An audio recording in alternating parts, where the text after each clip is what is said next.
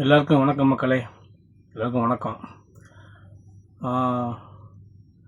என்ன ஒரு சின்ன பதிவு என்னென்னா, சும்மா அரசியல் தலைவர்களுக்கு மட்டும் என்னென்னா, டிஎம்கே தலைவர் திரு ஸ்டாலின் அவர்களே, ஏடிஎம்கே தலைவர் திரு எடப்பாடி அவர்களே, என்டிகே தலைவர் திரு சீமான் அவர்களே,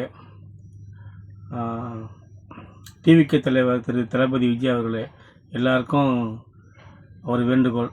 நான் வெளிநாட்டில் இருக்கிறேன். என்னென்னா, வெளிநாட்டில் வேலை செய்கிறேன். என்னென்னா, நம்ம ஊரில் வேலைவாய்ப்பு கம்மியாக இருக்கிறனால நாங்கள் வெளிநாட்டுக்கு வந்தோம். குடும்ப சூழ்நிலை காரணமாக வெளிநாட்டுக்கு வந்து வேலை பார்க்குற மாதிரி சூழ்நிலை ஆகிப்போச்சு. ஓகேங்களா?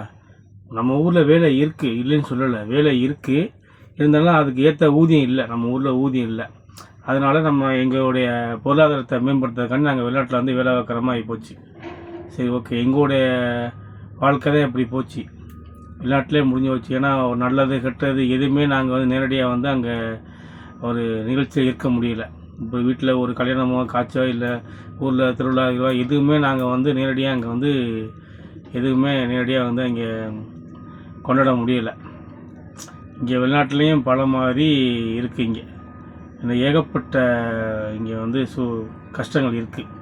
எல்லாமே நாங்கள் வந்து மனசில் போட்டு புழுங்கிக்கிட்டு இருக்கிறோம். அது எங்களுடைய வாழ்க்கை தான் இப்படி போச்சு. சிங்கப்பூர் வெளிநாட்டுக்கு வந்தாலும் எங்களுடைய வாழ்க்கை அப்படி போச்சு.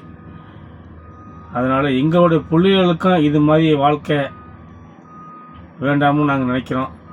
அதுக்கு நீங்கள் எல்லோரும் யார் வெற்றி பெற்றாலும் ஒன்றும் பிரச்சனை இல்லை. யார் வெற்றி பெற்றாலும் அவங்களுக்கு வாழ்த்துக்கள் தான்.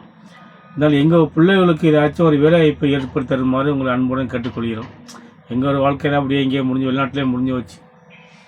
ஒரு வீட்டில் பெரிய பிரச்சனை இருந்தாலும் நாங்கள் ஃபோன்லேயே பேசி ஃபோன்லேயே சமாளிக்கிற மாதிரி இருக்குது. ஒரு திடீர்னு ஒரு எமர்ஜென்சினாவே திடீர்னு ஊருக்கு போக முடியல. அப்படி இருக்க எங்கள் வாழ்க்கை முடிஞ்சு வச்சு. இங்கே இனிமேல் எங்களுடைய பிள்ளைகளுக்கு ஏதாச்சும் ஒரு வேலைவாய்ப்பை ஏற்படுத்தி தருமாறு இருக்க தலைவர் அனைவரும் கேட்டுக்கொள்கிறேன்.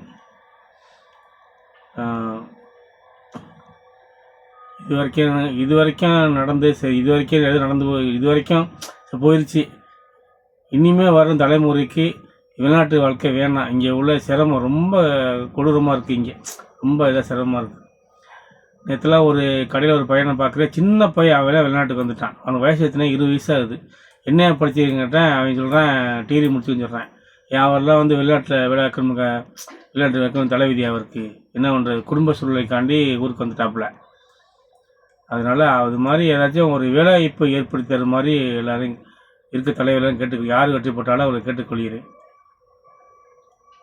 மறுபடியும் திரும்பவும் கேட்டுக்கொள்கிறேன். திரு ஸ்டாலின் அவர்கள், திரு எடப்பாடி அவர்கள், திரு விஜய் அவர்கள், திரு சீமான் அவர்கள் எல்லாருக்கும் திரும்ப வேண்டுகோள் வைக்கிறேன்.